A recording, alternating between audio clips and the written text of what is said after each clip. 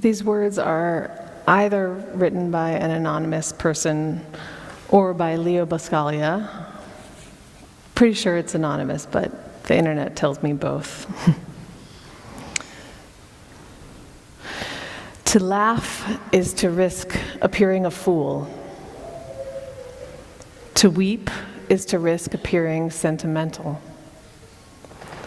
To reach out to another is to risk involvement. To expose feelings is to risk exposing your true self. To place your ideas and dreams before a crowd is to risk their loss. To love is to risk not being loved in return. To live is to risk dying. To hope is to risk despair. To try is to risk failure. But risks must be taken, because the greatest hazard in life is to risk nothing.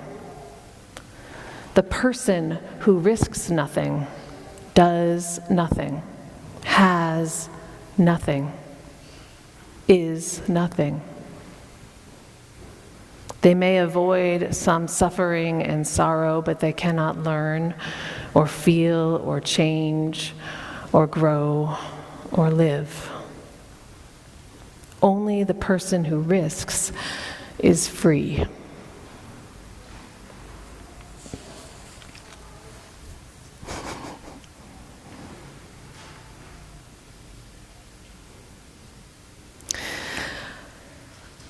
I have wanted to go skydiving for about 20 years. Has anyone gone skydiving here? Raise your hand. Oh yeah, a handful of skydivers. Cool. It sounds so exciting and unique. There's literally nothing like free flying through the air, or so I imagine. No experience that's comparable to it. It's been on my bucket list since I first heard the idea of a bucket list and began creating one in my mind. And there was one time when I was driving across the country, having recently completed my MBA and quit my job and sold my house and separated from my first spouse. This all had happened, and then I was driving west. And I saw a billboard that advertised a skydiving place somewhere not too far off the highway.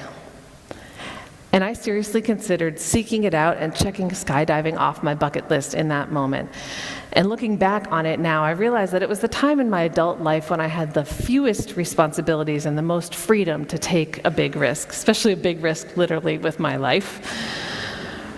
But skydiving seemed like a big enough risk that I should probably do at least a little bit of research before getting into some stranger's plane and jumping out the window with just some stranger's parachute on as my only tether to life.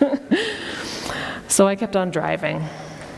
And over time, with my responsibilities and demands on my time and money increased again, and now, especially with 2 very small children and family and a congregation to serve, I think that particular risky behavior will have to be put on hold for a while longer. What'd you say, Ann? Wait until I'm 80. So that is when if I get my chance. I think that's maybe going to be when I get my chance when I'm 80. I know that the chance of an accident is very low while doing something like skydiving. Like, look at all of you who've survived skydiving. But the magnitude of consequences is just too much of a risk for me to take right now.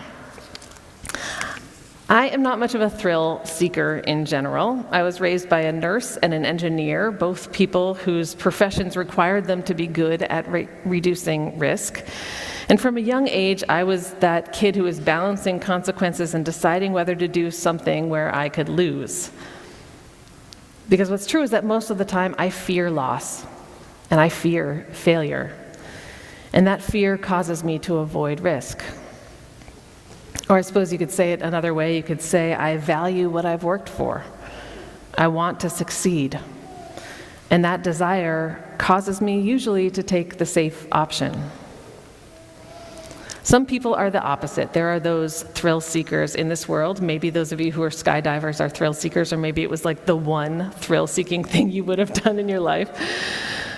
There's some of us who are more comfortable with big swings and the occasional big misses.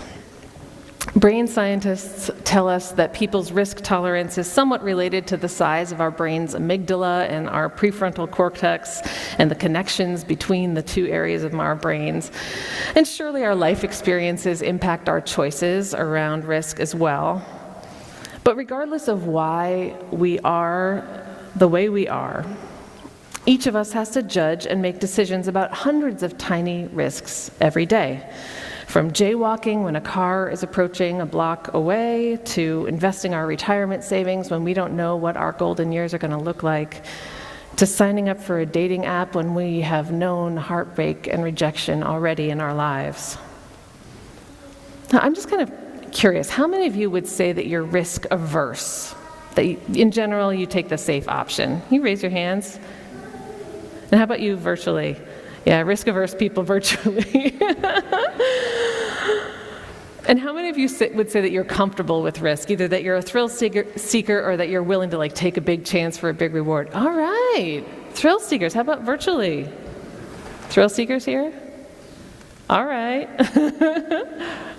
Fewer thrill seekers online. How many of you would say you're somewhere in between? All right, another good crew. Marketing professors Peter Dixon and Joseph Gigliano published an article in 1986 in the Journal of Marketing where they talked about how businesses engage in risk. And they talked about two different types of risk. This is how they characterized it. They said sinking the boat risk or missing the boat risk. Sinking the boat or missing the boat. Most organizations spend a lot of time trying to minimize the risks that might sink the boat. These are these kinds of big risks that, if they don't succeed, can be catastrophic. A huge investment in something new that completely fails can cause a whole building to shut down, a whole business to shut down. And all of the hard work and previous successes can vanish in a blink of an eye. And because nonprofits are normally funded through individual donations and grant funding, and everybody who supports nonprofits wants to see meaningful results, nonprofits tend to be even more risk-averse than businesses, more afraid of sinking the boat. And they very rarely take substantial risks. The same could probably be said for government organizations, which is one of the reasons that bureaucracy can be so frustrating and slow. But in the process of focusing intensely on holding on to what they already have, organizations can forget all about that other kind of risk, the missing the boat risk. Missing the boat risk is when an incredible opportunity comes your way and you don't take it. You don't take a risk to follow it. That opportunity, which costs something, yes, maybe something significant, but also might lead to new creativity and innovation and growth and effectiveness, that opportunity will pass you by. And if you don't take any chances, you will miss the boat. Organizations that miss the boat tend to get left behind. And eventually they tend to fail because the rest of the world moves on without them. So over the years, many others have built off of this idea of two kinds of risk, sinking the boat or missing the boat. And in particular, many have studied the ways that businesses engage risk in times of recession. Over and over, though of course not universally, businesses who choose to take significant risks in the most difficult times, businesses who focus on not missing the boat first, those businesses often find dramatic success. While businesses that choose to move more cautiously, businesses who are mostly focused on not sinking the boat, those businesses can fall behind. In a 2009 New Yorker article called Hanging Tough, financial writer James Surowiecki writes, in the late 1920s, two companies, Kellogg and Post, dominated the market for packaged cereal. And at the time, it was still a relatively new market. Ready-to-eat cereal had been around for decades, but Americans didn't see it as an alternative to cream of wheat or oatmeal. Can you imagine that? Not until the 20s. And then so when the Depression hit, no one knew what would happen to consumer demand. Post did the predictable thing. It reined in expenses, it cut back on advertising, but Kellogg doubled its ad budget, moved aggressively into radio advertising, and heavily pushed its new cereal, Rice Krispies. By 1933, even as the economy cratered, Kellogg's profits had risen almost 30%, and it had become what it remains today, the industry's dominant player.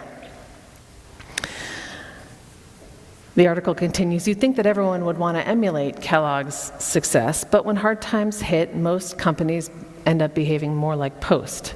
They hunker down and cut spending and wait for good times to return. They cut advertising budgets, they invest less in research and development, and they do all this to preserve what they have. But there's a trade-off. Numerous studies have shown that companies that keep spending on new acquisition, advertising, R&D during recessions do significantly better than those who make big cuts.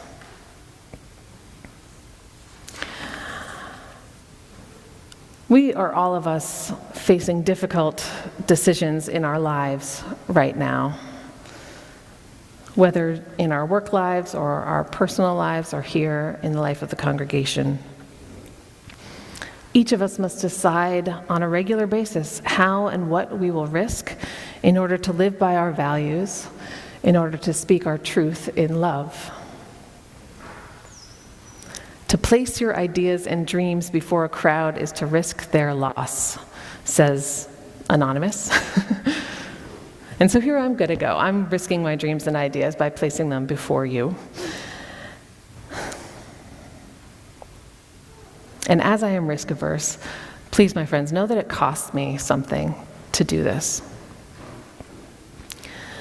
I want to talk for a moment about the future of this congregation.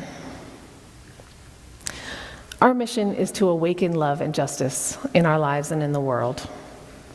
And it is not a small mission.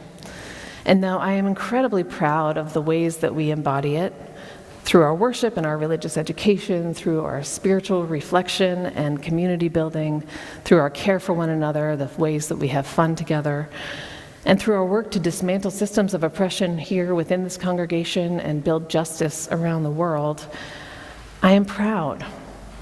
And yet we are nowhere near fulfilling our mission.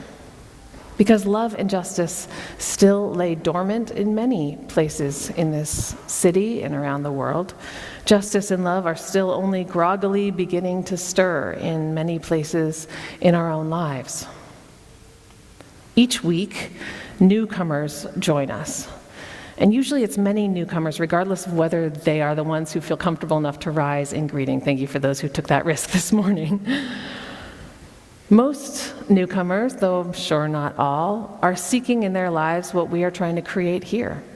A loving community where we can each be deeply known and appreciated for exactly who we are, and encouraged towards soul growth, and invited into the work of world transformation.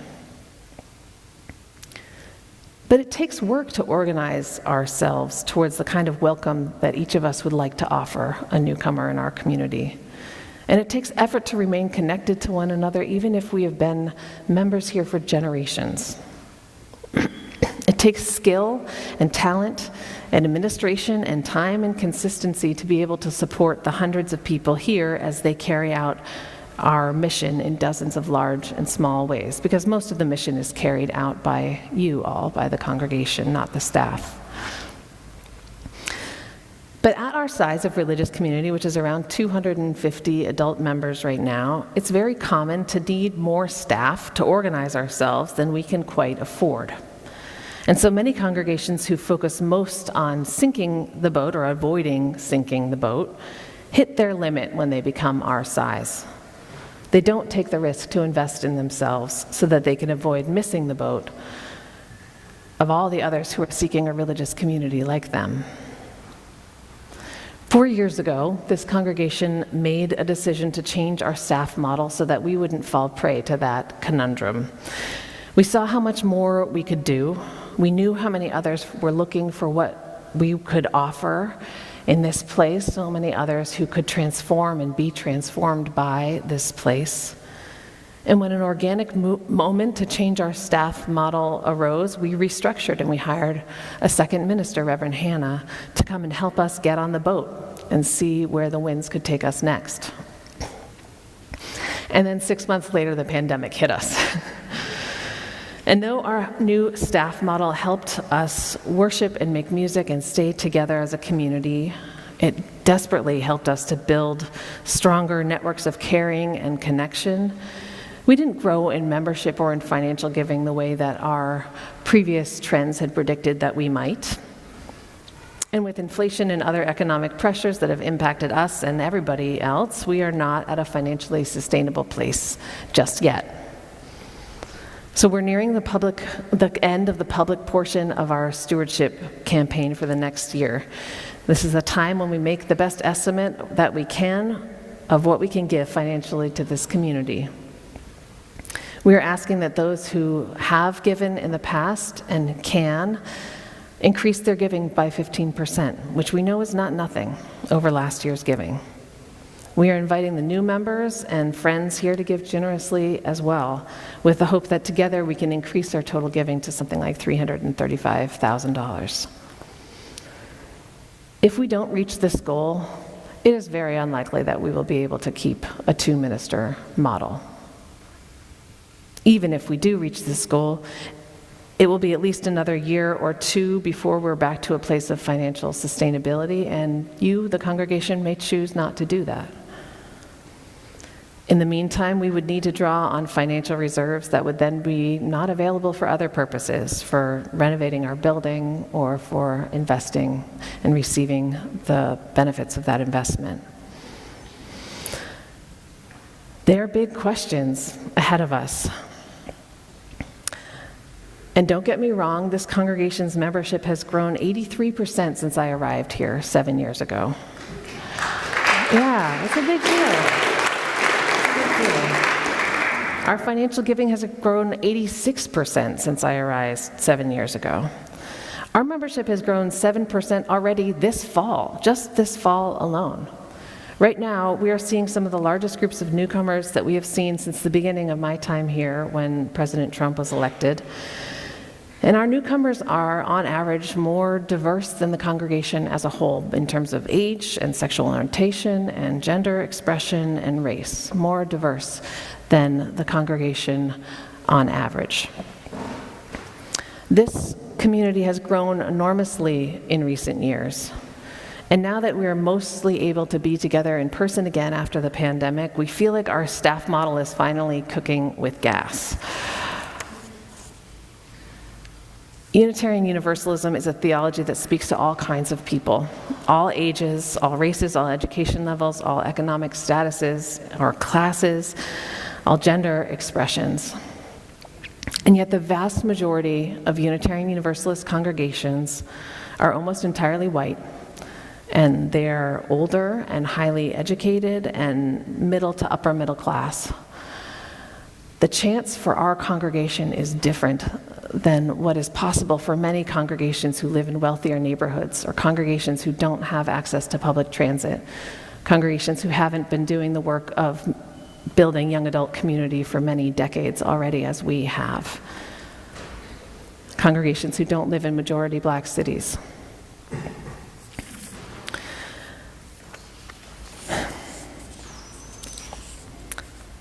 The world needs us to become the kind of multi-generation, multiracial, multi-educational, multi-economic status congregation, because there are so few possibilities for religious community like that speaks to the kinds of theology that we speak to here.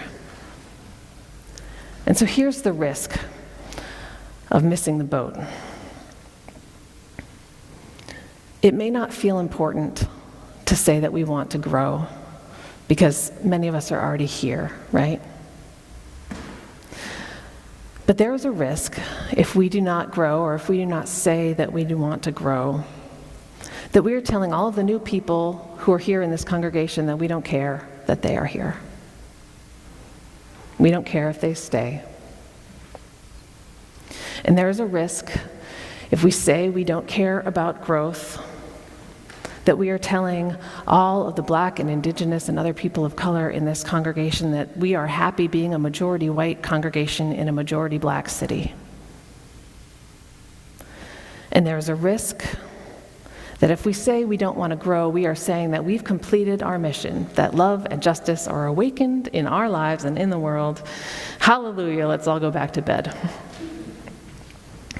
There is a very real risk that we will miss the boat, my friends, if we are not able to rise to this challenge.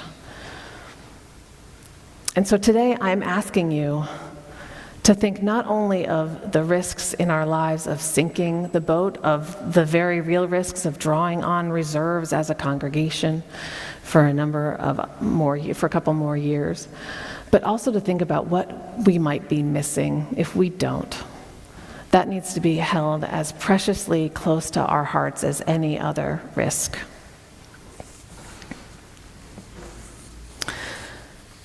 I also want to take one moment to speak to the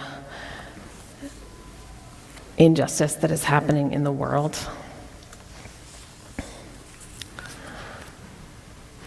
And Ellen and I were just talking about how much we've been on the pulpit together in the past month, and how many conversations we've been having on the phone about how this congregation responds to what is happening in Palestine and Israel.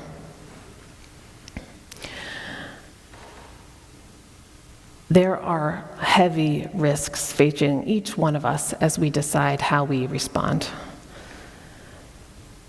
Many of us, I think, are fearing that we will sink the boat, that we care both about eradicating Islamophobia and eradicating anti-Semitism, that we have important relationships with Muslims and Jews. We might be Muslim or Jewish ourselves. We fear that this issue is so complex and so divisive that saying anything will explode the relationships that we care about, explode our own family lives sometimes, that we will be shut out from opportunities for speaking out, or that we might get it wrong. But my friends, we know that there is also a great risk that we might miss the boat if we choose to stay silent in a moment when incredible, incredible violence is happening in Palestine and in Israel. That if we stay silent and refuse to take action when it really matters because we are so afraid of making things worse, we are so afraid of blowing up something that is already so divisive, that we will fail to be the people we say we are.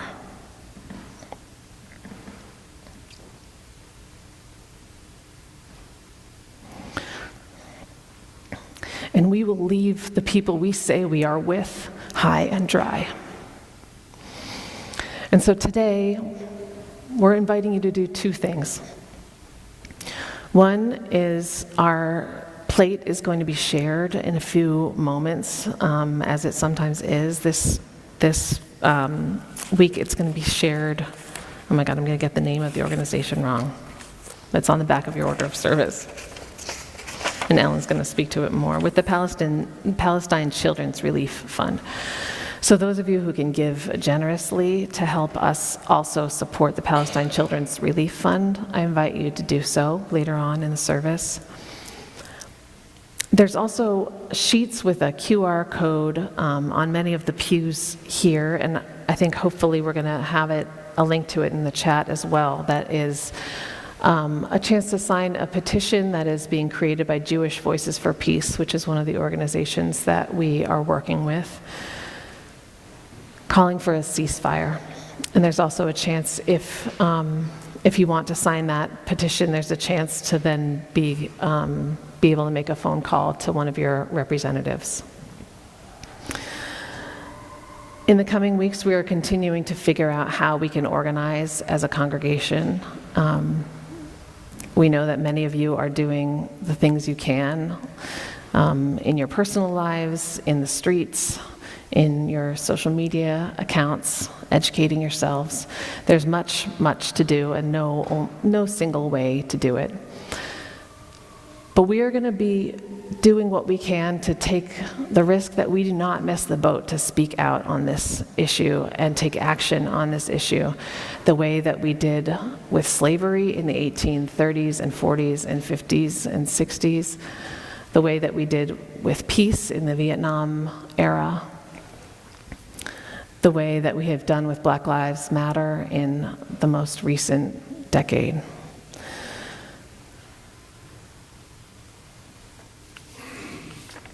Regardless of whether we like change or not, it is said that change is the only constant in our lives. And we all have to make decisions to follow the yearnings of our souls and respond to that changing world around us. There is risk in each decision that we make. To laugh is to risk appearing a fool. To weep is to risk appearing sentimental. To place your ideas and dreams before a crowd is to risk their loss. To love is to risk not being loved in return. To live is to risk dying. To hope is to risk despair. To try is to risk failure. None of us want to appear to be a sentimental or a fool. None of us wants to experience despair or failure. None of us wants to lose our ideas or dreams, and I pray that none of us wants to die. Yet all of us want to laugh, and we want to love and hope and try, and all of us want freedom to weep and to speak our minds and share our feelings, and I pray that all of us want to live. The greatest hazard in life is to risk nothing. The person who risks nothing, does nothing, has nothing, is nothing. They may avoid some suffering and sorrow, but they cannot learn or feel or change or grow or live. Only a person who risks is free.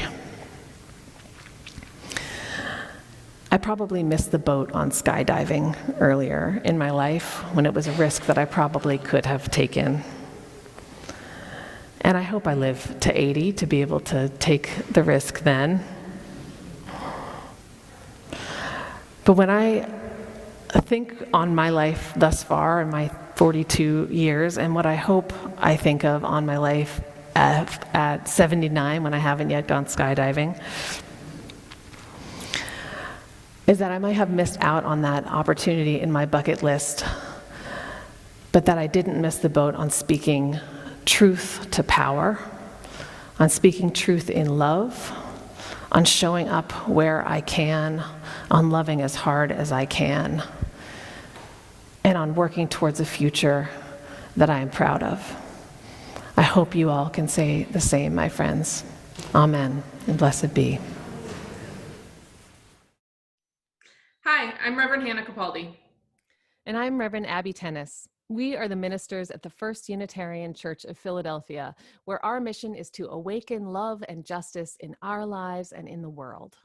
We're so grateful that you watched, and we hope that the sermon connected with your soul. We also want to invite you to join us for a live worship service every Sunday at 11 a.m. Eastern Time. You can always find the link to that service on our website at www.philauu.org. In these services, you'll hear words like you've just heard, and you also get a chance to greet one another, pray together, sing together, and we even hold a virtual coffee hour after services to get a chance to greet some new and old friends. If you want to support the mission of this community and you feel moved to give, you can do so by going to the website that Reverend Abby just mentioned. You can find that link below, or you can text 215-709-5095 and follow the prompts to give. If someone in your life needs to hear these words today, we encourage you to share this video. And again, thank you so much for watching. We hope to see you soon.